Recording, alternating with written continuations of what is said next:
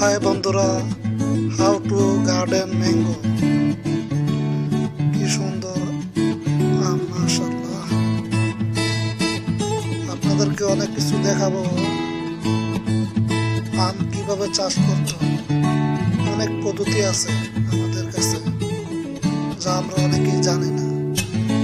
তো ছবিতে দেখুন এবং ডিজাইন সিস্টেম ভাবে আপনারা ম্যাঙ্গো চাষ করুন, যাকে আমরা খুবই পছন্দ করি। এর নাম হচ্ছে আম। আম বিভিন্ন জায়গায় বিভিন্ন ভাবে চাষ করা যায়, টবের ভিতরে, বাড়ির ছাদে টব বসাই কিছু মাটি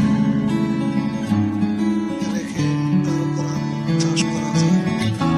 বাড়ির সামনে ছোট ছোট আম গাছের চারা লাগানো যায় এবং